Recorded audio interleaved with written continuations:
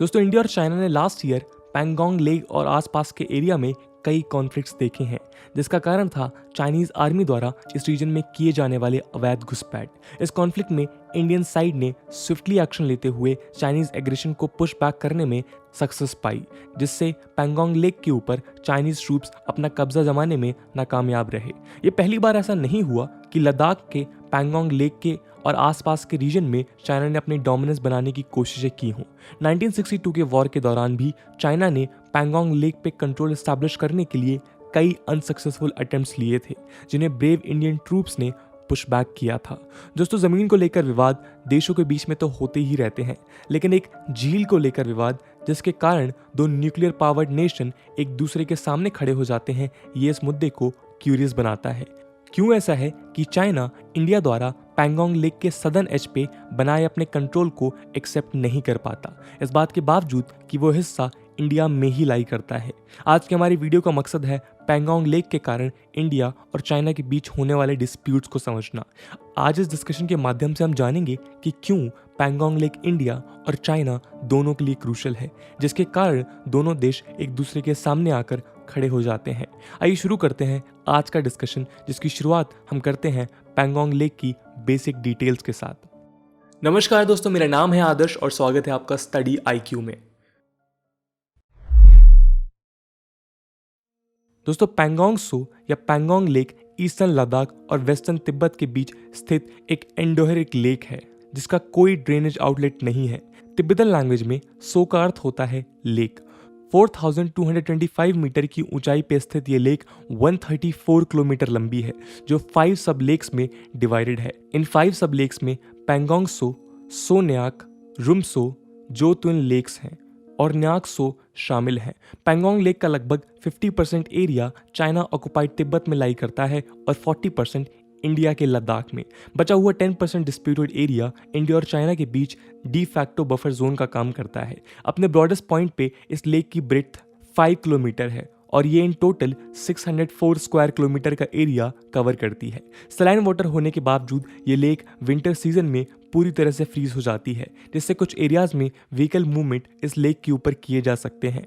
कहा जाता है कि 19वीं सेंचुरी के डोगरा जनरल जोरावर सिंह ने तिब्बत पे हमला करने से पहले अपने सोल्जर्स और हॉर्सेस को इसी पैंगोंग लेक के फ्रोजन सरफेस के ऊपर ट्रेन किया था। इस लेक को इंडस रिवर से एक एलिवेटेड रिज अलग करते हुए इसे लैंडलॉक्ड बेसिन बनाता है, लेकिन ऐसा अनुमान लगाया जाता है कि प्री हिस्टोरिक टाइम में इस लेक का इंडस रिवर के साथ डायरेक्ट लिंकेज था। आज इस लेक को रामसर कन्वेंशन के अंडर एक वेटलैंड की तरह आइडेंटिफाई करने का प्रोसेस चल रहा है, जिसके बाद इसे इकोलॉजिकल टर्म्स में भी इंटरनेशनल इंपॉर्टेंस मिल पाएगा।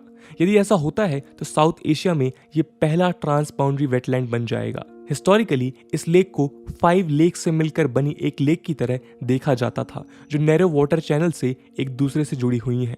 पैंगोंग सो का नाम केवल इन लेक्स के वेस्टर्न मोस्ट पार्ट के लिए यूज किया जाता है, जो मोस्टली लद्दाख में लाई करता है।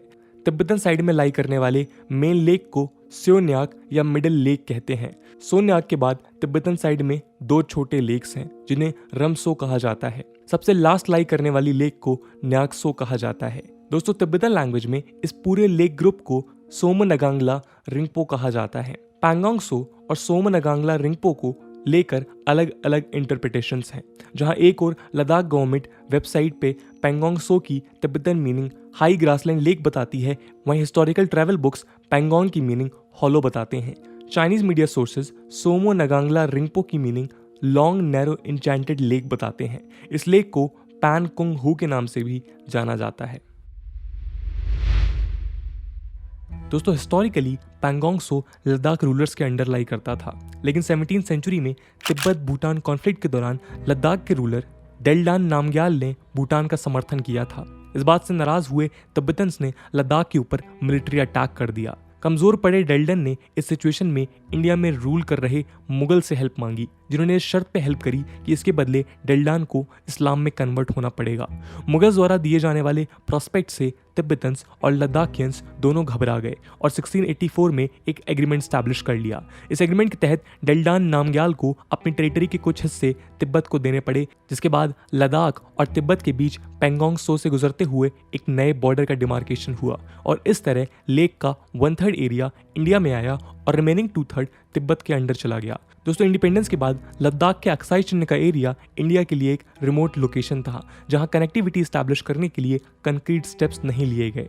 Technological backwardness, lack of interest और डिफिकल्ट टेरेन के कारण जहां इंडिया ने अक्साई चिन्ह से कोई कनेक्टिविटी स्टैब्लिश नहीं की, वहीं चाइनीज साइड से इजी एक्सेस होने के कारण चाइना ने अक्साई चिन्ह में रोड्स कंस्ट्रक्ट किए जो तिब्बत को शिनजियांग प्रोविंस से कनेक्ट करता है। इस रोड के एग्जिस्टेंस की खबर इंडिया को लेट 1950s तक नहीं थी, जिसके बाद इंडिया द्वारा किए गए ऑब्जेक्शंस के अगेंस्ट चाइना ने यहां एक लाइन ऑफ एक्चुअल कंट्रोल के एग्जिस्टेंस की बात कही। चाइनीज लीडर ज़ोउ इनलाइन ने पंडित नेहरू को लेटर लिखते हुए कहा कि लाइन ऑफ एक्चुअल कंट्रोल या LAC ईस्टर्न साइड में मैकमोहन लाइन से कोइंसाइड करती है और वेस्टर्न साइड में उस लाइन तक जहां इंडिया और चाइना अपने अपने एक्चुअल कंट्रोल स्टैब्लिश करते हैं। इस समय तक चाइना अक्साई चिन्ह में रोड्स बनाकर अंदर तक घुसपैठ कर चुका था। अक्साई चिन्ह की ये लाइन आने वाले सालों में इंडिया और चाइना के बीच हुए 1962 वॉर का प्रमुख कारण बनी। दोस्तों, यूं तो LAC मोस्टली लैंड एरिया से ही गुजरती है, लेकिन पेंगोंग त्सो एक यूनिक लोकेशन है जहां ये लाइन किसी वाटर बॉडी से पास होती है। पेंगोंग के अंडर लाई करने वाले LAC के इन पॉइंट्स को लेकर इंडिया और चाइना के क्लेम्स मैच नहीं करते, जिसके कारण दोनों देशों के बीच डिस्प्यूट्स हैं। आज इस लेक का 45 किलोमीटर लंबा वेस्टर्न सेक्शन इंडिया के कंट्रोल में है और बचा हुआ एरिया चाइनीज कंट्रोल के अंडर। दोस्तों, यदि पेंगोंग लेक को एक्सक्लूसिवली देखा जाए तो इसका कोई मेजर टैक्टिकल सिग्निफिकेंस नहीं है, लेकिन ये चाइना द्वारा यूज किए जाने वाले चुसुल अप्रोच के रास्ते में लाई करता है। चुसुल अप्रोच चाइना द्वारा इंडिया पे हमला करने के लिए मेन अप्रोच है, जिससे वो इंडियन टेरिटरी में घुसपैठ कर सकता है। इंडियन असेसमेंट के यदि फ्यूचर में कोई मेजर चाइनीज ऑफेंसिव होता है तो वो पेंगोंग लेक के नॉर्थ और साउथ दोनों साइड से होगी।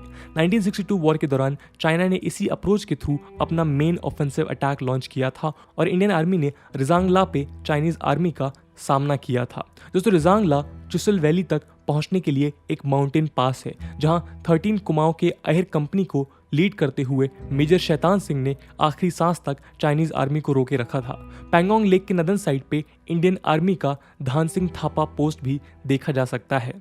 1962 वॉर के दौरान मेजर धान सिंह थापा सिरिजाप 1 आउटपोस्ट को संभाल रहे थे, जो चुसुल एयरफील्ड के डिफेंस के लिए जरूरी था। इस वॉर में अपने योगदान के लिए मेजर धान सिंह थापा और मेजर शैतान सिंह को गवर्नमेंट ऑफ इंडिया ने परमवीर चक्र से नवाजा था। चाइना ने समय के साथ पेंगोंग त्सो के किनारों तक मोटरेबल रोड्स बना लिए हैं। पीस टाइम के दौरान भी LAC की एक्चुअल पोजीशन को लेकर दोनों देशों के बीच के डिफरेंसेस इसे एक कंटेस्टेड टेरेन बनाते हैं। 1999 में जब इस एरिया के आर्मी यूनिट को ऑपरेशन विजय के अंडर कारगिल भेजा गया था, तो चाइना ने अपॉर्चुनिटी का फायदा उठाकर लेक के किनारे 5 किलोमीटर तक इंडियन टेरिटरी के अंदर रोड बना दी थी। 1999 में बनाए गए रोड चाइना द्वारा पहले से बनाए रोड नेटवर्क्स में एक एड ऑन था, जो एक दूसरे के साथ कनेक्ट होते हुए G219 काराकोरम हाईवे से लिंक करता है।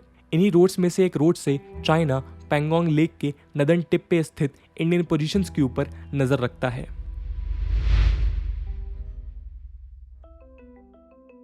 पेंगोंग लेक के नदन बैंक पे स्थित माउंटेन्स आगे की दिशा में निकले हुए हैं, जिन्हें आर्मी फिंगर्स कहती है।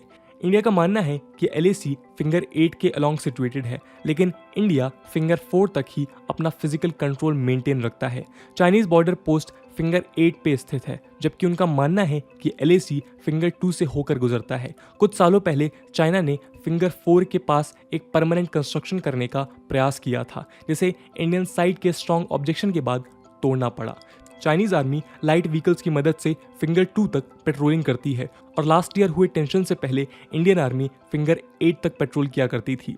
Last year Chinese army Indian side को फिंगर 2 से आगे आने रोकने का प्रयास किया था, जिसके कारण दोनों सेनाओं में झड़प हुई थी। दोस्तों, कुछ साल पहले तक लेक के वाटर पे चाइनीज आर्मी का अपर हैंड था, जब अपने सुपीरियर बोट्स के साथ वो इंडियन बोट्स को हैरेस कर पाते थे। लेकिन लगभग 8 साल पहले इंडिया ने चाइनीज बोट्स से बेटर तांपा बोट्स परचेज कर चाइना को एग्रेसिव रिस्पांस ऑफर करना शुरू कर दिया है। हालांकि दोनों साइड से पेट्रोल बोट्स के डिसएंगेजमेंट को लेकर वेल एस्टैब्लिश्ड ड्रिल्स पहले से मौजूद हैं, फिर भी वाटर बॉडी में होने वाली ये कन्फ्रंट्रेशंस पिछले कुछ सालों में बढ़ते चले आए हैं। दोस्तों, पैंगोंग लेक इंडिया और चाइना के बीच अरुणाचल प्रदेश की तरह एक डिस्प्यूटेड रीजन बन चुका है, जिसके ऊपर दोनों साइड्स अपनी सोवरेनिटी क्लेम करते हैं। हिस्टोरिकल पर्सपेक्टिव से जहां इंडिया कॉलोनियल एरा की बाउंड्रीज को अपहोल्ड करता है, वहीं चाइना ब्रिटिशर्स द्वारा डिमार्केट की गई किसी भी बाउंड्री को एक्सेप्ट करने से रिफ्यूज करता है। चाइना द्वारा लिए जाने वाले unilateral provocative actions Chinese foreign policy के एग्रेसिवनेस को शो करती है। एक एनालिसिस के अनुसार इस बात की संभावना भी व्यक्त की गई है कि कोविड-19 मिसमैनेजमेंट में अपने खराब हुए इमेज को सुधारने के लिए भी प्रेसिडेंट शी जिनपिंग ने मिलिट्री एग्रेसिव अप्रोच दिखाई थी, जिससे चाइनीज सिटीजन्स का ध्यान भटकाया जा सके। आने वाले समय में चाइना ऐसी एग्रेसिवनेस दोबारा दिखाएगा, इस बात की पूरी संभावना है, जिसको टैकल करने के लिए इंडियन आर्मी पूरी तरह से तैयार है। तो दोस्तों, ये थी कहानी इंडिया, चाइना और पैंगोंग सो लेक की। इस वीडियो को देखने के बाद शायद आपको समझ में आ गया होगा कि पैंगोंग सो लेक की जियोपॉलिटिकल और जियोग्राफिकल इंपॉर्टेंस कितनी ज़्यादा है। आज की वीडियो के लिए इतना ही। आई होप आपको वीडियो पसंद आई होगी, और अगर पसंद आई है तो अपने दोस्तों के साथ शेयर करना मत भूलिएगा। हम मिलते हैं अगले वीडियो में, तब तक के लिए जय हिंद, जय भारत।